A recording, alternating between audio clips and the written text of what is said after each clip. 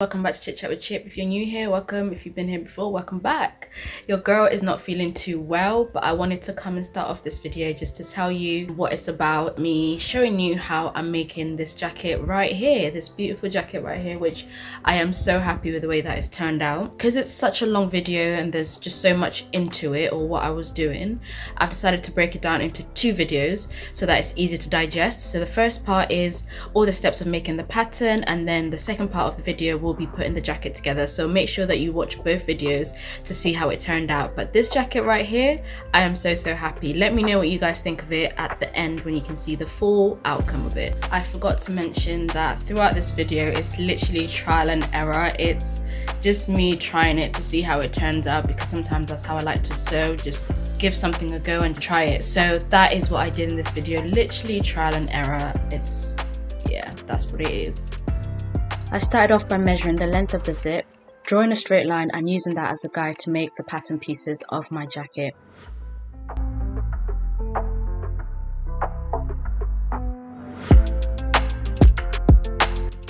I then marked 3 inches above the top of the zip line and 3 inches to the left or the right of your straight line that you just drew in order to create the neck line of your jacket.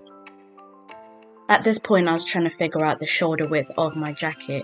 I think I ended up using maybe around 4.5 inches, but basically you need enough, as it is going to be a padded jacket, you need enough room to sort of move your arm around. So I think I settled with 4.5 inches.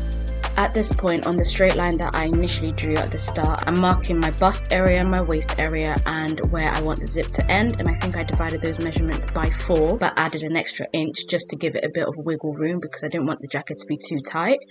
The shoulder, I dropped about 1.5 centimeters from the 4.5 inch line that I drew. I then connected that to the line which is about an inch under the bust line, which is basically the under bust area, in order to create the sleeve hole or the armhole.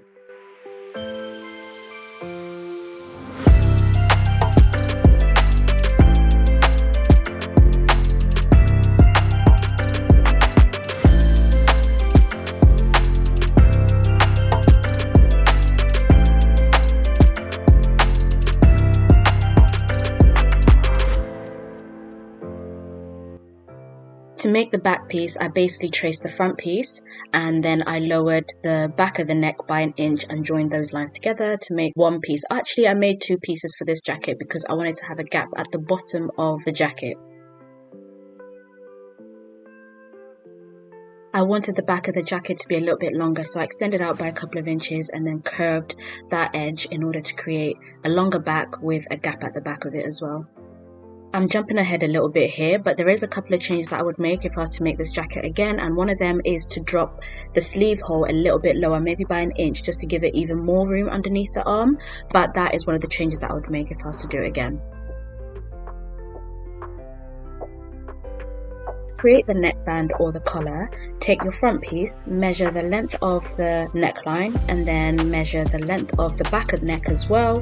With the front neck, you times that measurement by 2, add the length of the back of the neck, and that will give you the whole measurement of what you need to make your collar.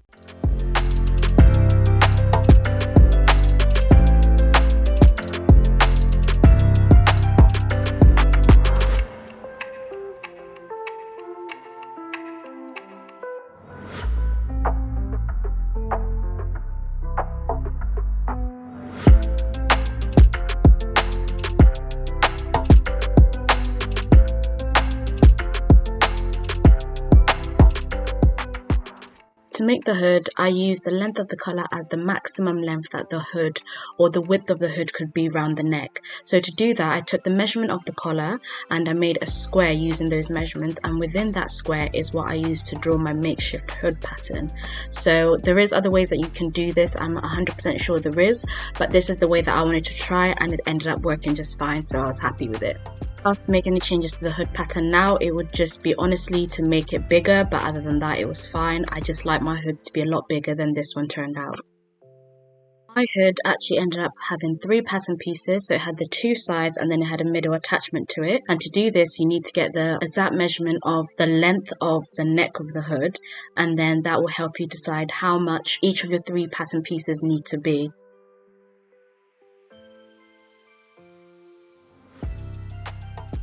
What you can see here is me measuring around the length of the hood. This allows me to create the center attachment of the hood, and that essentially is just a rectangle measuring the same length that I've just measured, and that goes in the center of the hood.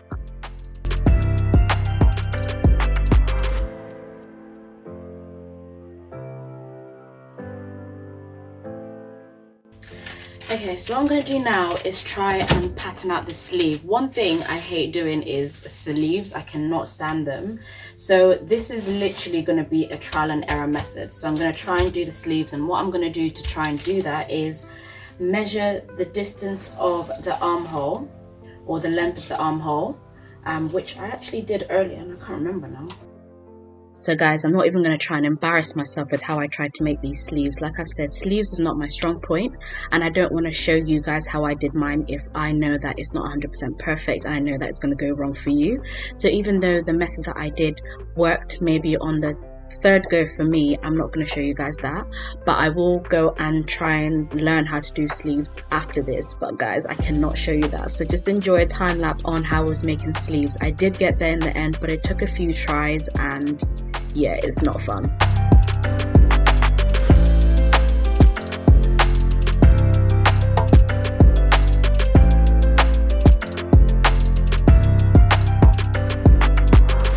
I'm gonna learn how to make sleeves a lot better than what I've done here today. Thing is, I know how to do them, it's been a while, so I'm like, oh wait, how do you do a sleeve again? But I definitely need to do a sleeve block. So hopefully this is more accurate. Anyway, moving on from that sleeve situation, I managed to get all my patterns together, and this is me now putting all the pattern pieces onto my lining in order to cut them out and put it all together, because like I said, I like to do my lining first to see if it all fits well before I cut out my fashion fabric. So that's exactly what I did. I decided to add a zip and a lap to my jacket, and it was essentially just a piece of material the length of the zip and 5 inches wide, folded in half together, sewn on the 2 edges, and then attached to the underside of the zip.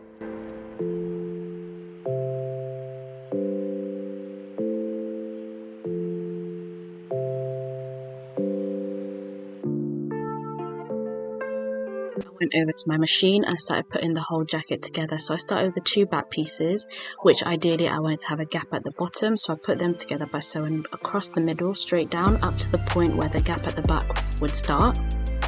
So can I just say, don't mind me in my dressing gown with a mismatching belt, don't worry about that. But I was at home, I was comfy, and I just thought, why not?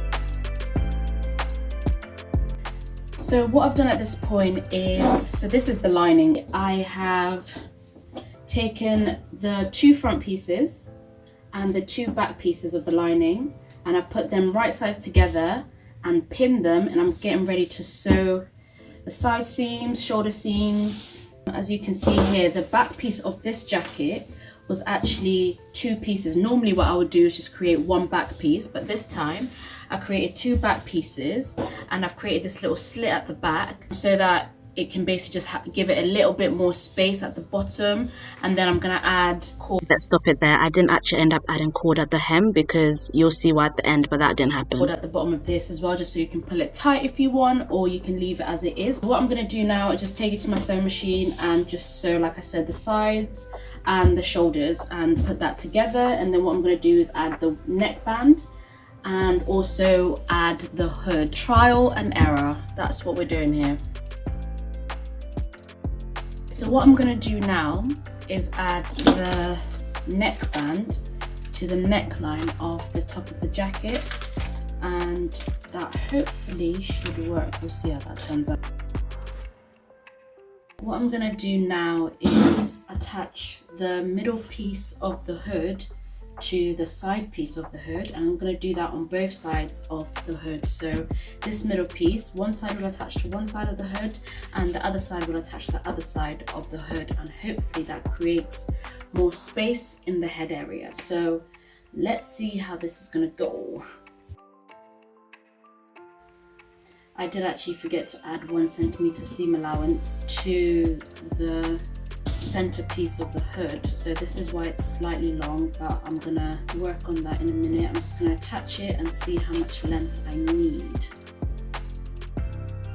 what I would normally do is to make a first draft piece, but I didn't have any spare material. So what I decided to do, as I normally would do if I don't have extra fabric or muslin, is to make everything out of the lining. But obviously if your lining is expensive and basically your material in general is expensive, you don't want to be trialing on your lining, so I wouldn't recommend it.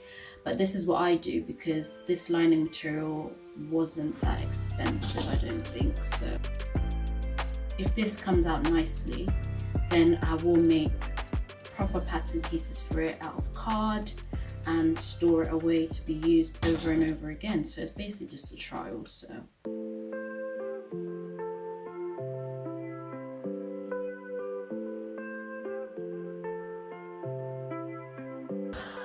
I'm gonna use this mattress protector. It's brand new. I'm just gonna use this as the padding as opposed to using wadding. I'm just hoping that has a similar effect. This is a single mattress protector and it was £5.99 from Home Bargains. So what I'm gonna do is cut 2 of the back piece. I might also do the same for the front piece, and then I'm going to cut 1 piece or 2 pieces for 2 pockets, but I might actually use the other wadding that I have as opposed to using this for the pockets. I'm also going to cut the neckband, but I'm just going to cut that as 1 piece because I don't want that to be too thick. For the hood, I'm going to think about that. I think I'm going to have to pad it. I might have to pad it, so I might cut that out of any other spare piece of wadding that I might have, just so that's not too thick either. Probably should have made a bigger hood, but yeah, I'll try see how that goes as well. This is part of the hood, so it's the middle attachment to the hood, so I'm going to cut that out in a similar way to the hood. And then I'm going to cut out pieces for this zip placket, but only in the outside material or whatever material I want it to have. And then I'm also going to cut 2 interfaces for this piece as well, so that's what I'm going to do with that. But let me just start off with the front piece. Why not? Let's start off with the front piece.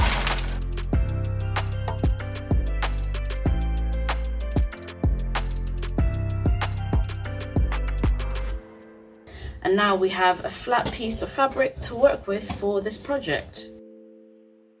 I folded this over for the piece that I want for the back piece.